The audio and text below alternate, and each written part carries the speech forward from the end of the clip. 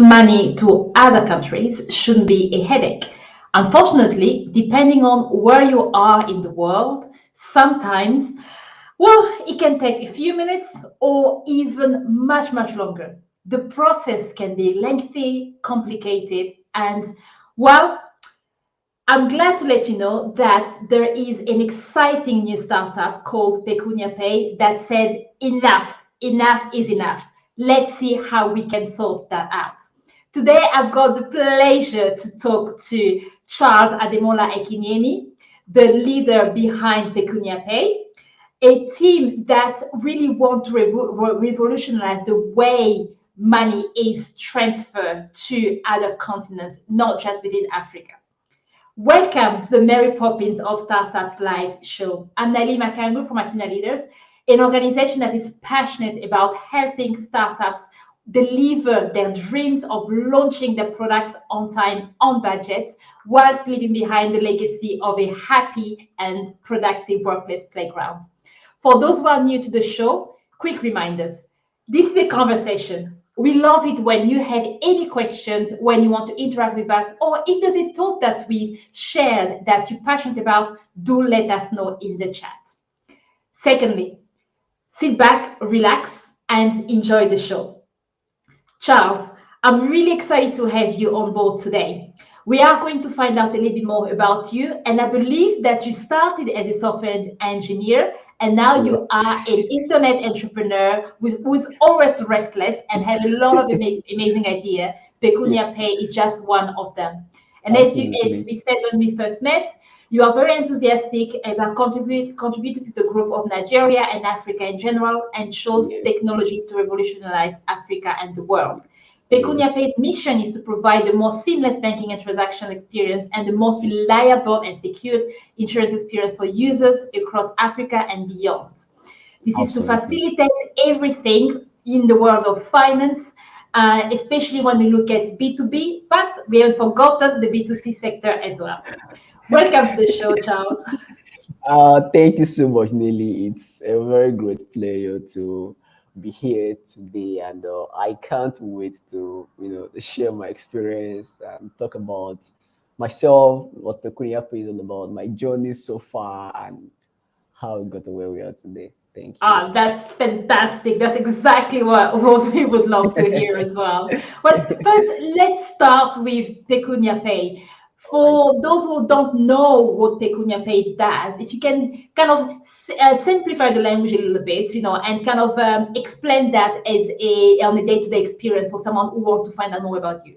All right, thank you so much. PecuniaPay can be described in two ways. One, we're solving, it's an avenue, it's a platform, it's a technology that is solving international payment transaction, and at the same time creating banking as a service to Nigerians, to Africans, to the grassroots. The reason is because we discover that even at this stage, there is still over 60% of Africans that are unbanked at the moment, even in this age, and that's quite worrisome. That is disturbing moving forward in the future of the financial industry. I mean, if we have over 60% still not yet bankable, that's quite a lot of problems. And this is one of the problems that PecuniaPay is solving, spreading banking as a service to the grassroots, and also to a very, very large extent facilitating international payments and transactions. That's very interesting. I didn't know about that statistics. So what do you believe are the reasons why there's, as much as 60% of people who do not have access to personal banking? All right. I think from my research and from our research during our market research, the number one problem is low digital literacy. We can't deny the fact that Africa is just catching up with the rest of the world. And let me say we just start catching up, let me say some 5 years ago. So there's still need for some forms of traditional and non-traditional digital education to be spread across African country. We may hear about, let's take Nigeria for example.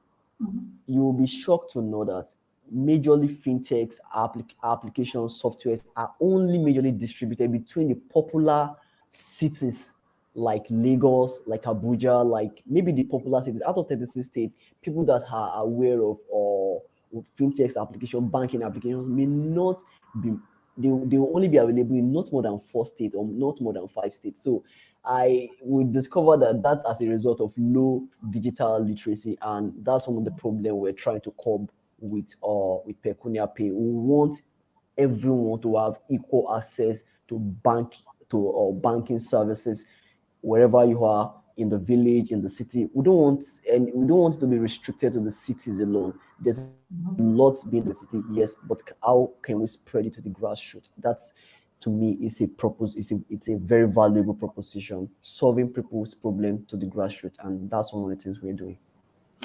Wow, that's a hell of a challenge that you picked, and what in one problem that is very fundamental to the core of society. And I Yeah, believe that, I would definitely, I'm sure a lot of people want to find out a lot more about how you're planning on solving those challenges yeah, from an engineer to another. Whenever you talk about, being able to go down, especially all the, not just the big cities, but the smallest villages as well. My first thought is internet, data, and all of that kind of things. I'm sure that those are some of the challenges that I've kept your team awake at night as well, right? absolutely, absolutely. So, is there anything that you are thinking about when it comes to that particular problem and how you're envisioning solving that? Talking about internet and data Yeah. problem. Mhm. All right, so this is it. Uh, we're talking about low digital literacy is one of the things that is causing low bankable people in Africa. Now, data is still expensive. I mean, talking about internet, access to internet is still very expensive in Africa, it's still very expensive in Nigeria. So what do we have to do? Well, make sure that Pecunia Pay mobile application is very, very, very minimalistic while using data compared to any other application. Let's assume that there's something in for whatever transaction, for whatever activities you need to perform with your Pecunia Pay mobile app, it wouldn't take much data. So that let's say you can actually use $2. You can buy data worth of $5 for and use it on your Pecunia Pay for as long as possible. So this is one of the ways we can't provide data here, but we can help you to manage your data via our services. So it doesn't matter what you are doing. It doesn't matter the load of transaction. It doesn't matter how much or whatever the app is consuming on your phone. The data consumption is going to be very, very minimalistic. So because we are considering the fact that the people in the urban areas are more predisposed to finance here. They can get data, they can buy data at any price. But if you are in the rural area, you don't have that opportunity. So how do we actually set an equal stage for these two persons?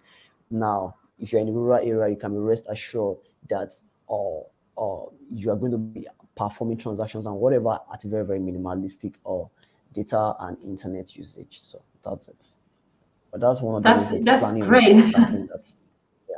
Yeah, no, that's such a great vision. In fact, it reminds me of a few years, well, a while ago, when I was volunteering for an organization that was building a platform to help women farmer in Ghana to sell their produce Mm, without having a middle person there, because of course, mm, having to sell through a middle person, they were losing a lot of money. And it's interesting that some of the stuff that you are saying, talking about when it comes to the data, was also some yeah. of the challenges that resonated a lot with the team I was working with.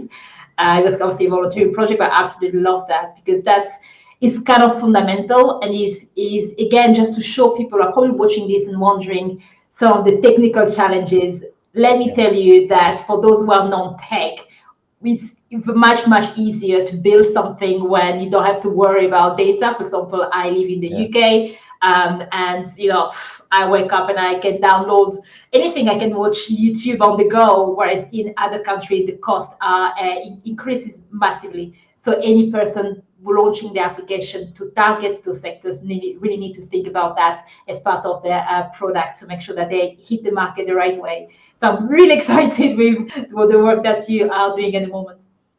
Thank you so And much, Neely. before I move on to my next question, just want to say again, thanks to anyone who's watching. Thanks, Lucy, send a nice message coming in. Good afternoon. Nice to see you again, Naili. And I want to bottle up your energy, Charles, which is amazing. And lovely to see you again, Lucy. And I think that it's time that we meet up and we connect. So find me on LinkedIn. I'll be more than happy to continue our conversation there. And again, obviously, this applies to anybody else that's out there now. Now, something that from the moment I've been stalking you, or I mean following you on LinkedIn until we finally managed to talk, there's one thing that's always been bugging me. Why did you decide to create PecuniaPay? Right? There was a moment where you went to bed and you woke up and you said, "Enough is enough." So, what was the turning point that made you feel like I just cannot live with this situation anymore? Okay, man, that's that's quite.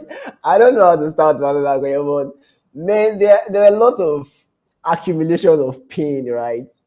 And it's painful, right? That okay, let's say I'm in Nigeria, yeah, I schooled in Cyprus, and it's more like if you're in Nigeria or if you're from some African countries, yeah, in European country, in America, it's more like you are excluded from the global payment system. It's annoying, right?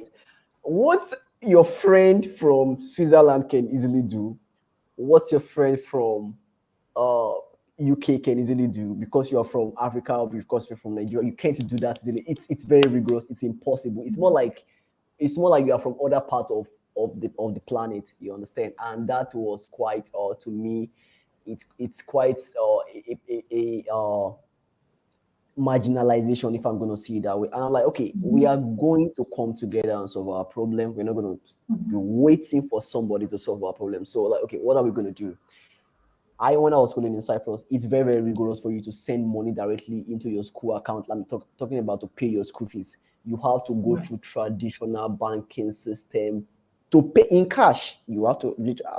I'm serious, man. In this age, you really have to go through some traditional banking system to pay in cash, and the charges are quite expensive. Yeah, I now the dollar rate to some African currency is quite light. And that's incurring a lot of cost on parents, right? This is one of the things that actually brought about peculiar. Okay, how can we tackle this problem here?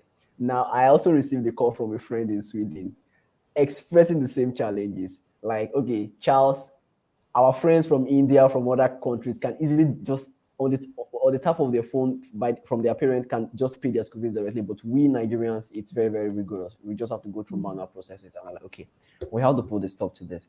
It's one of the things that brought about it's actually one of the reasons that brought about the international payment system. And I remember a time where a friend of mine, school fees had been paid for weeks. Exam was almost starting, yet it hadn't reflected in her school account. And if it doesn't reflect, obviously she's not going to write the exam. Now it's not that she's owing, it had been paid, but it's yet to reflect. Wait, are So you hold on a serious? minute there. Are you talking about the fact that the transaction has already gone through, but for the other end to receive the transaction, we are talking Yes. about weeks, Yes, not I'm serious. hours? I mean, you can ask. I'm serious, man. It took more than 2 weeks, and I was like, okay. Yeah. And the exam was fast approaching. She kept expressing a concern to me. Now you are not hoeing, but you are hoeing. You understand? It doesn't make sense. And well, thank goodness, eventually it came through. I'm like, okay, people can't keep passing through it. Wow. And we interested to know that she wasn't the only one having that issue. The payments, it's just too slow. It was just too slow. I'm like, okay, we have to solve this problem. How do we create a fast and efficient international money movement between Nigeria, between Africa and other part of the world? How do we make Africans an efficient member of global payment system? I say efficient because if you're not using the Swift banking network, if you're not using the normal banking network that Europeans are using, Americans are using, it's more like your payment system is not efficient. So it's one of the reasons that brought about PecuniaPay. It's one of the pain. Okay, let's solve this problem. Let's tackle this problem, and that's one. Another thing is freelancers in Nigeria, in Africa, do have issues receiving international payment. right? People want to Mhm. work and receive foreign payments. I mean, for proper remittance, it actually contributes to the country's economy as well. But there is serious difficulty. The reason is because, okay, if you're in Nigeria or if you're in some African country, you're not using IBAN, neither are you using Swift. So what you are majorly using is your local bank account. So it's not really easy for somebody in Sweden to just transfer money to somebody in Nigeria. It's not easy for somebody in Sweden to just transfer money to somebody in Congo. You have to pass through some traditional way. Either you use Western Union or you use MoneyGram. Those are rigorous processes. So uh, now, how do we solve this problem? Bi-directionally.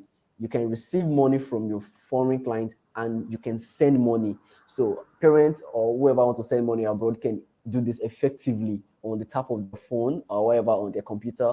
And you as a freelancer can receive money seamlessly without having to start using passports to go to Western Union and all that. And we came up with PecuniaPay that okay, let's solve this problem with PecuniaPay. And we are getting there. We are getting there. Wow, this is really exciting. And again, it's interesting to see the scale of the challenges, what some people, such as myself, will take for granted. When you mentioned weeks, right? Imagine your exams are coming up and I take weeks not knowing whether I'll sit the exam because the payment is not reflected. In fact, something funny happened to me 2 days ago. I was at the shop, I was shopping in Madrid, and I forgot my my purse because I usually pay with my watch. And unfortunately, the card that's linked to my watch was empty. So when I tried to pay, imagine you've done your full shopping, you're there, and then people look at you because your card is declined. And I'm like, oh crap, my other card at home. So I took my phone and transferred money, and it was in seconds. I literally told the person at the checkout, "Do you mind? Give me 2 minutes." I took my phone, transfer money from one of my bank accounts in the UK to another one in Spain, which is linked to my card.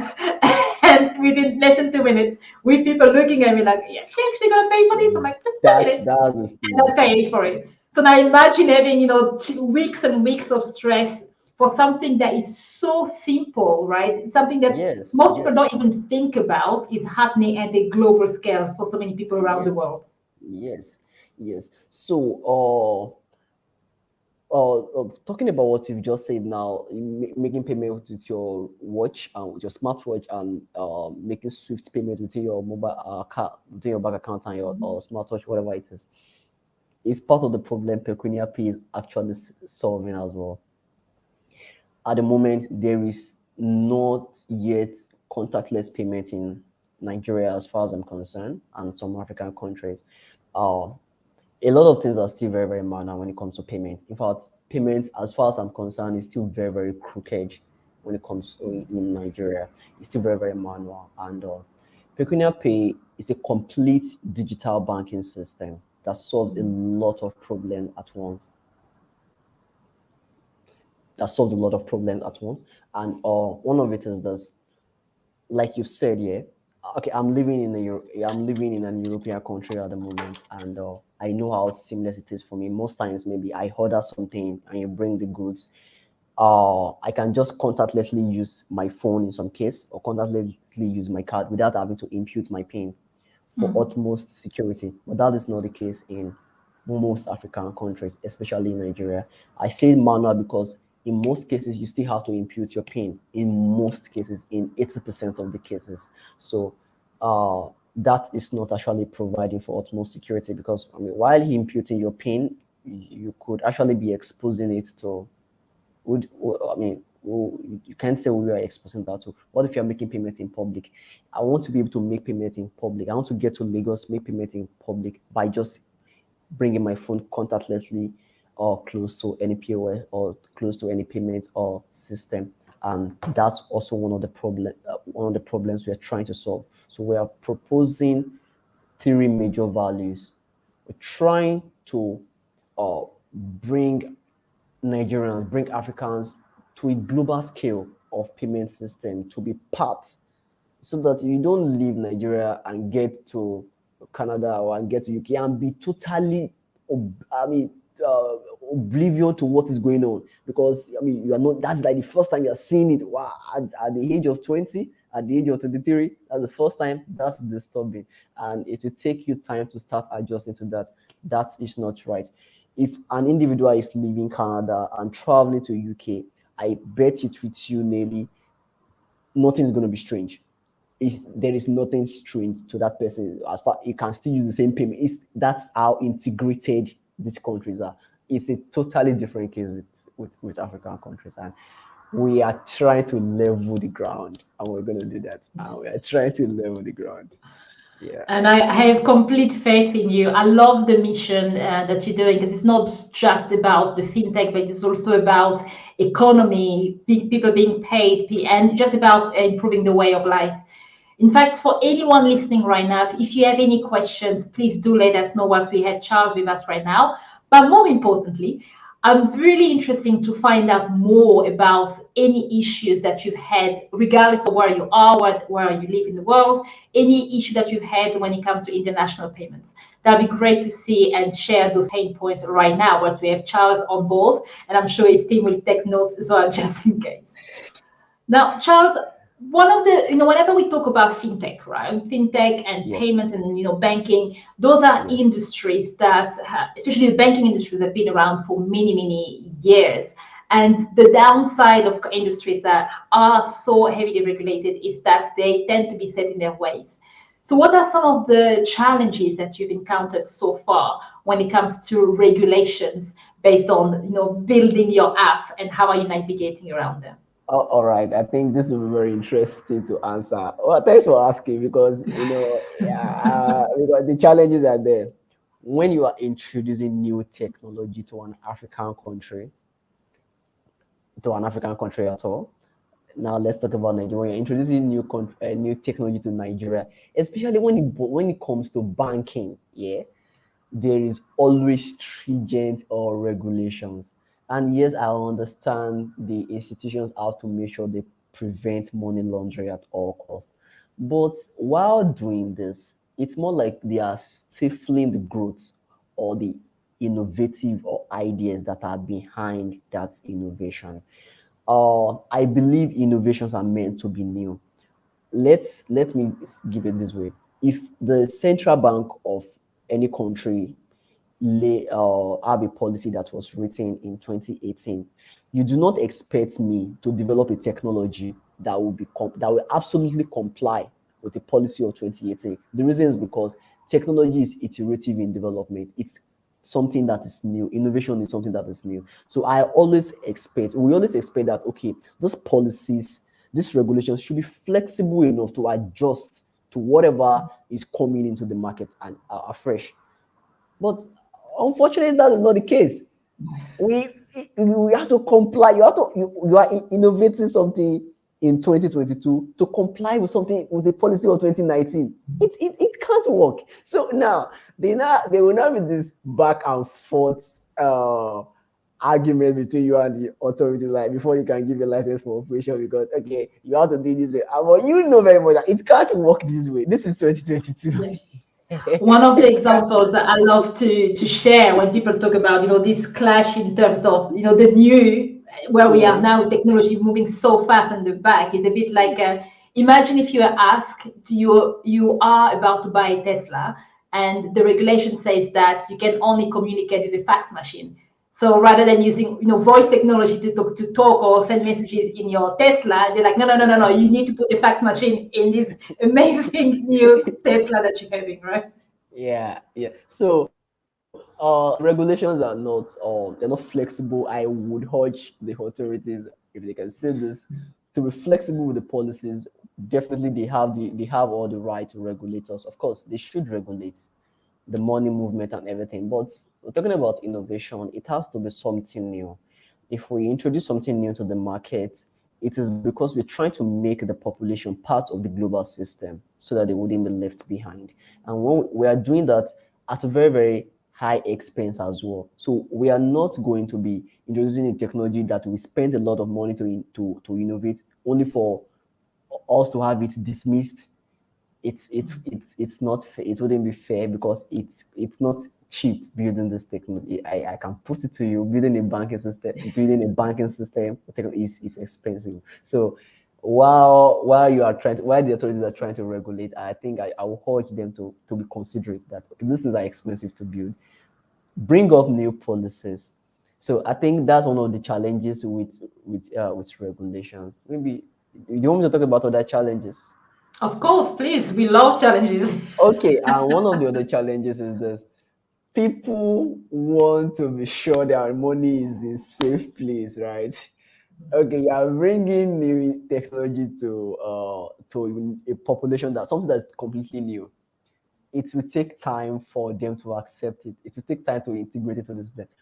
And telling somebody, person, hey, this is seamless. This is to make your banking life more easier. Now it's gonna be, especially in Africa, and compared to if you're introducing new technology in UK, it's easy to admit, like people can easily receive it. But in Nigeria, in Africa, it can take quite a while because they're not used to that. It will take a lot of time to actually properly integrate. So now it will force you to start from the developed cities that is already populated with somebody doing something similar to you. So you have to compete with a lot of people first. Then from there, it's more like solving from that, now going to now introduce it to other people at the grassroots. So the challenges of adoption of technology is one of the challenges we face. People want to be sure that their money is safe, and it takes a lot of sensitization, of educating, to make sure that people at least adopt this technology to a very, very great percentage. So those two challenges are some of the challenges we face when it comes to new technologies like this.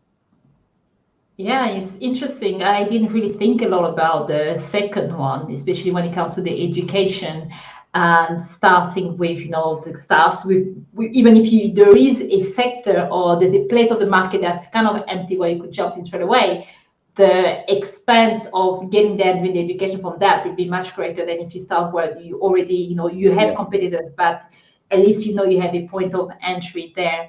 yeah, So absolutely. without sharing your trade secrets here, are there any kind of tips that you can share to anyone who's trying to enter in a market whilst at the same time playing a little bit of this role of educating people as they enter the market as well? Oh, okay.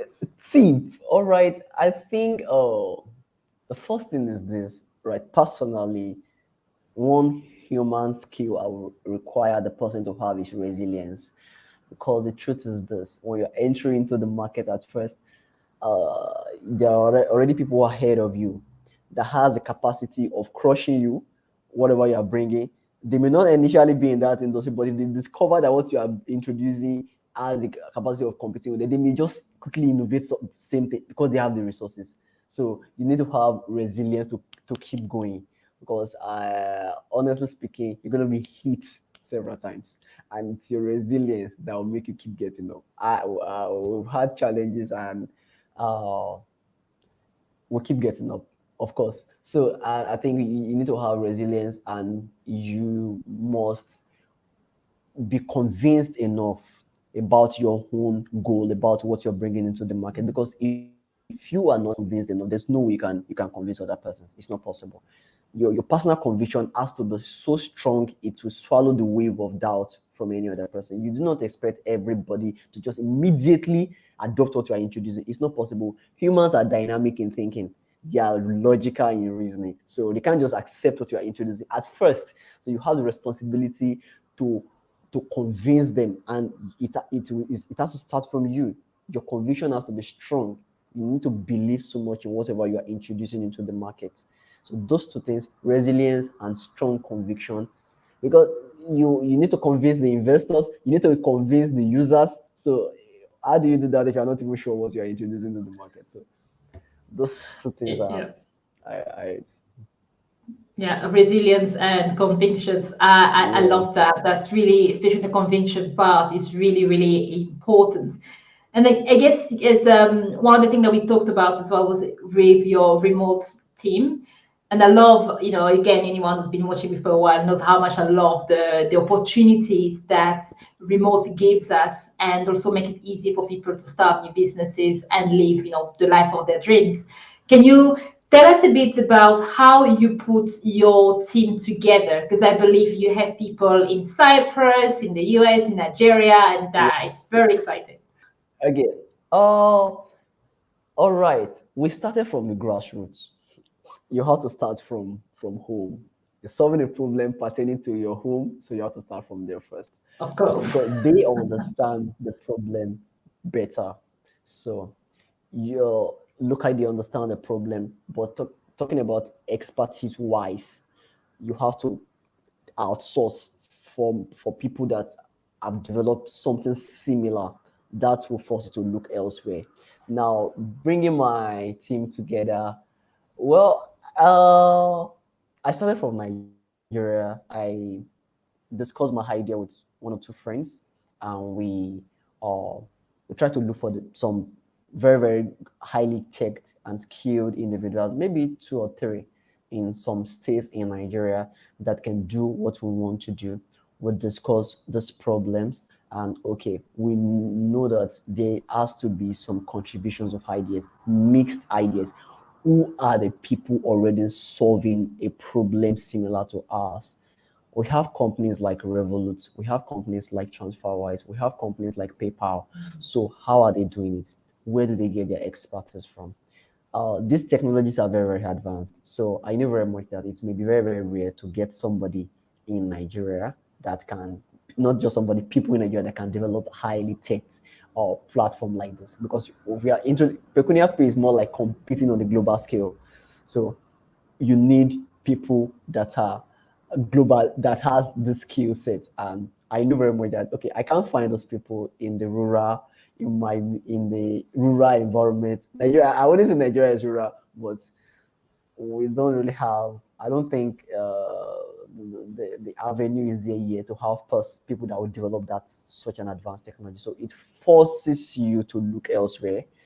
One of the most developed countries in terms of fintech is UK and US. So it will force you to be looking at these two markets, UK and US, to outsource. And thank goodness we got quite a very good team from US, led by, I mean, about two, three or four persons joined, led by Yeho, and we all came together, and we're building the technology.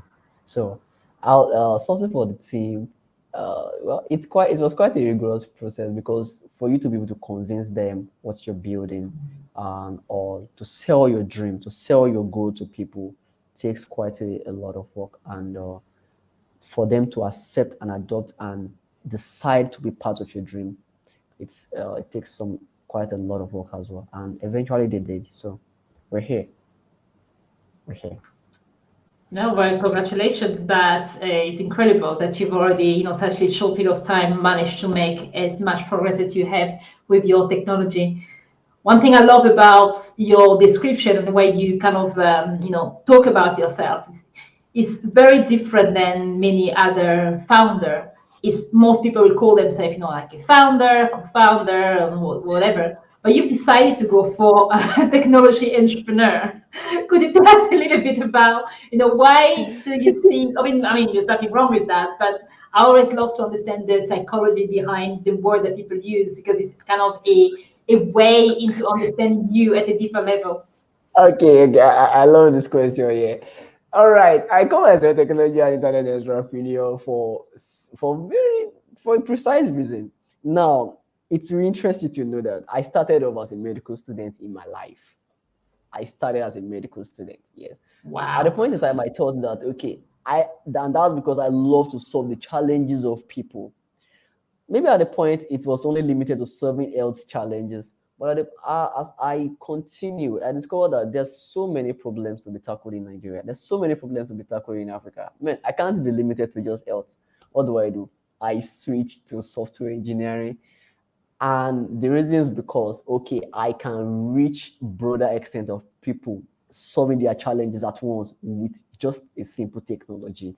Now, I call myself a technology and internet entrepreneur not just because I call myself that, but because I I like to develop technologies that will solve diverse challenges.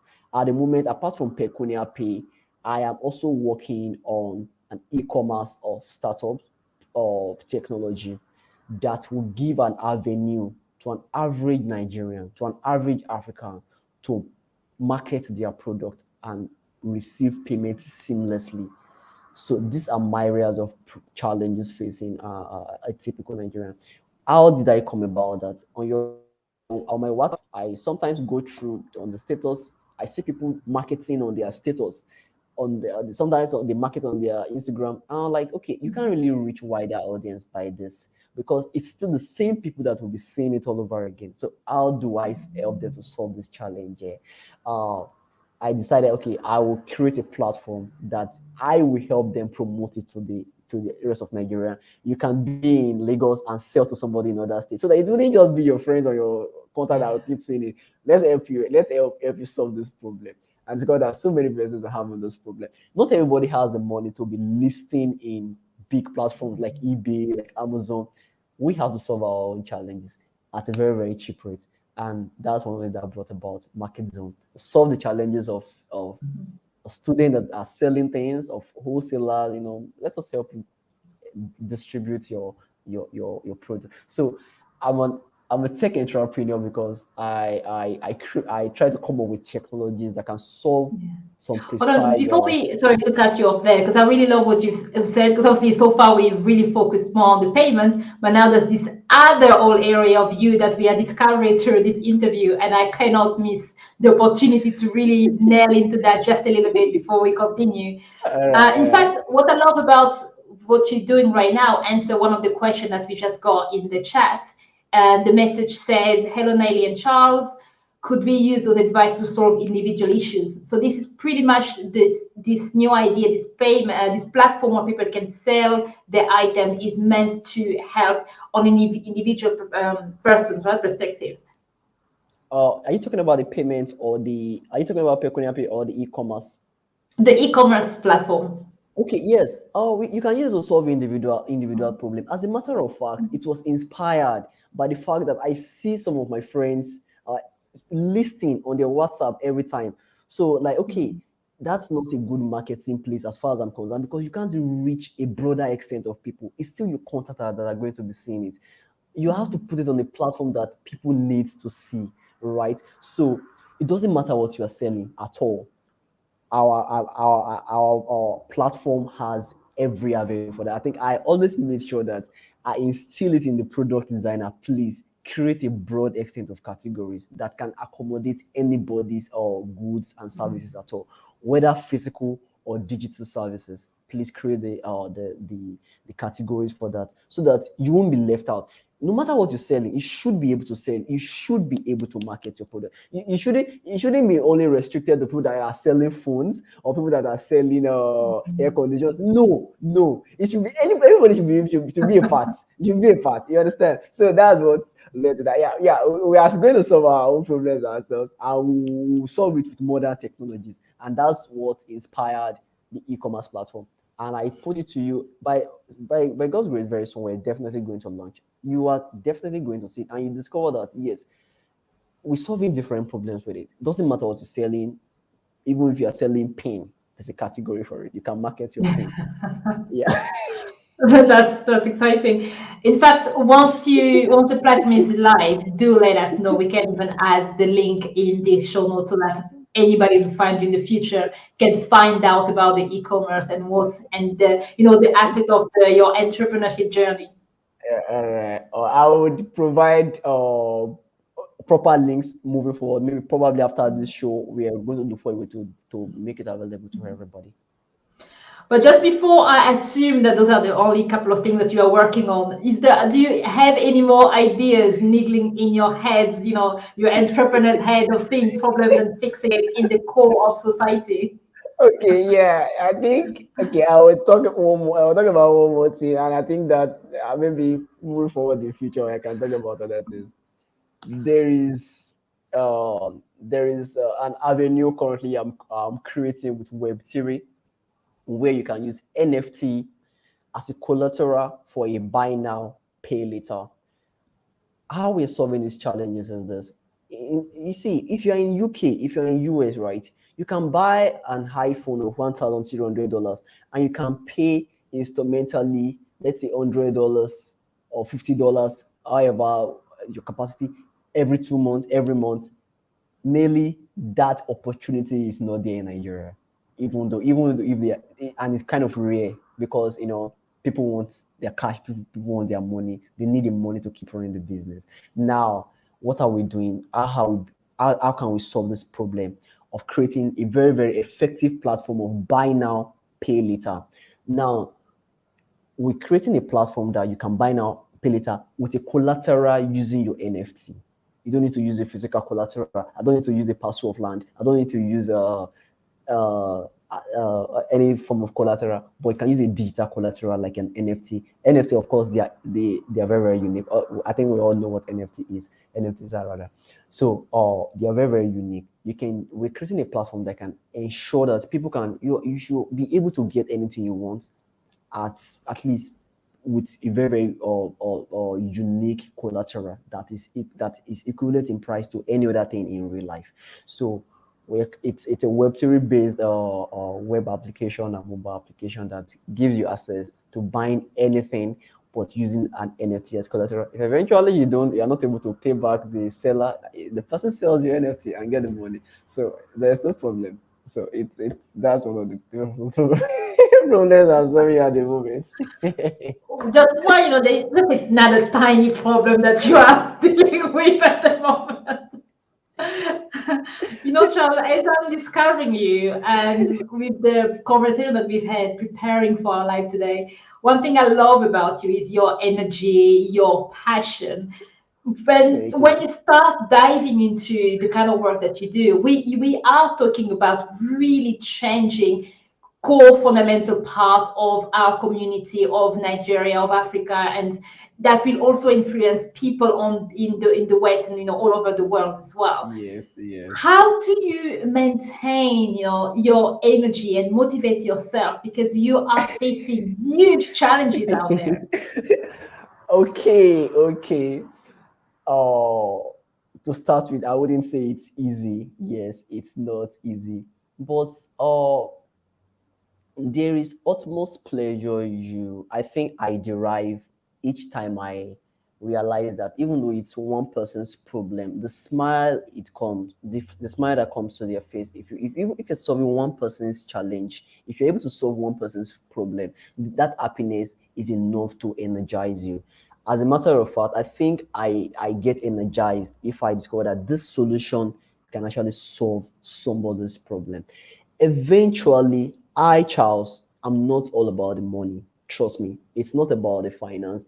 As a matter of fact, I'm not a millionaire yet. I'm not rich, but I'm okay. Yes. Yeah. But it will give me utmost pleasure to know that my people are doing well. It will give me utmost pleasure to know that my friends are doing well. It will give me utmost pleasure to know that my fellow Africans are not left out. They're not excluded completely from what's going on in the other part of the world. People don't even know what NFT, they don't know what Web3 is. This is a very, very simple way to bring them abreast with it.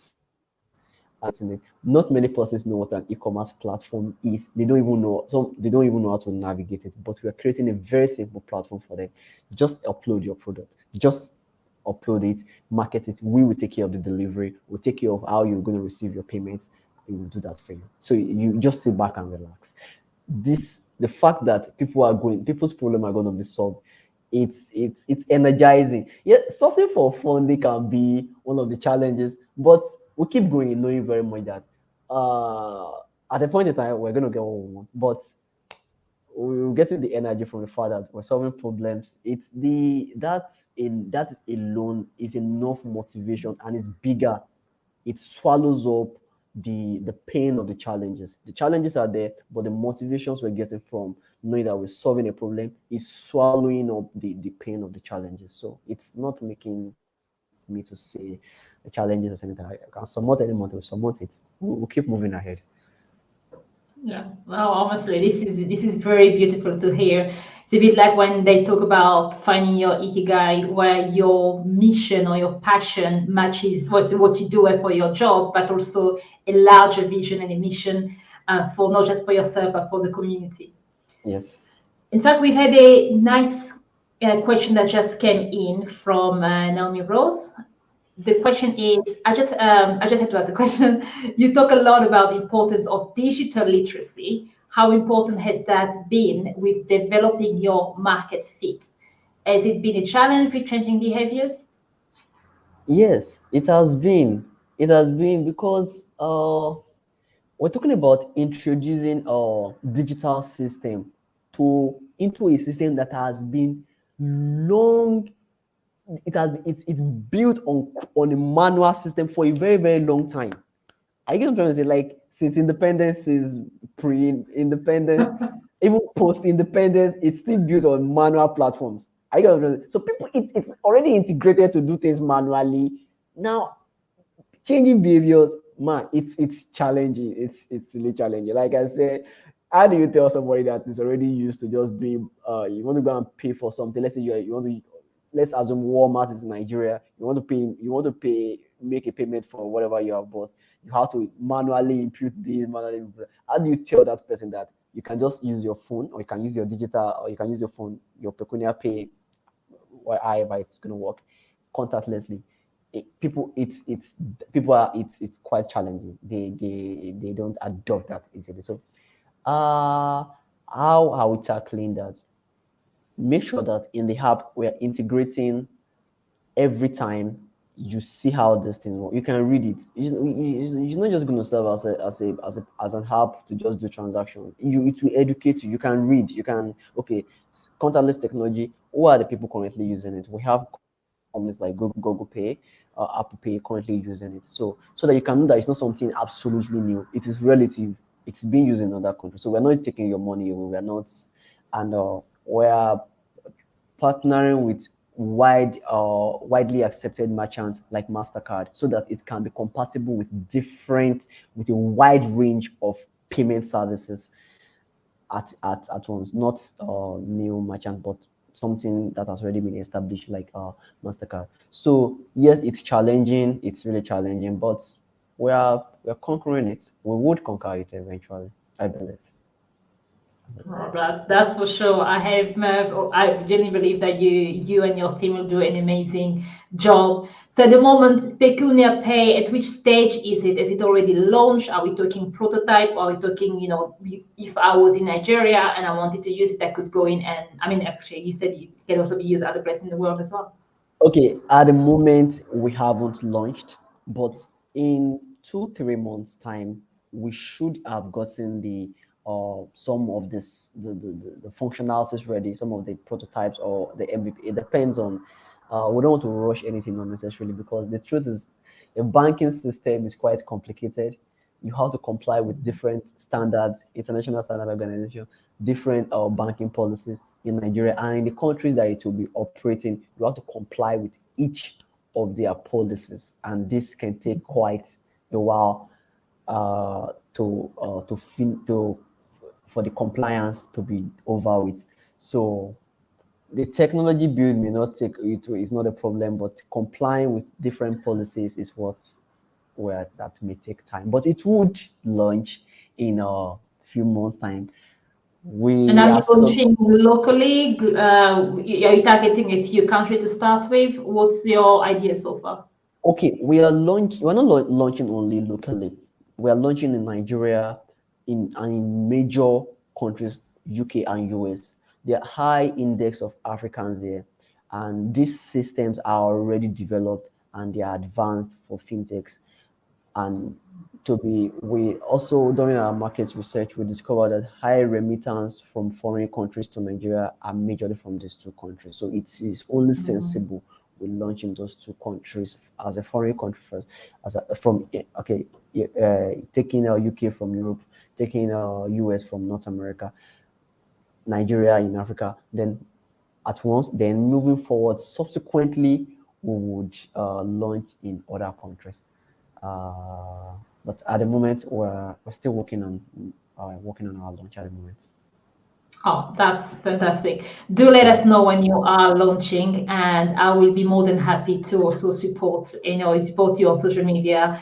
I genuinely believe in entrepreneurship, startups, especially when we do have a young founder as well that gets into the fintech. I think you are the second young founders in fintech that I've interviewed so far on my show, so I'm really excited about being there and witnessing the launch and the growth of PecuniaPay.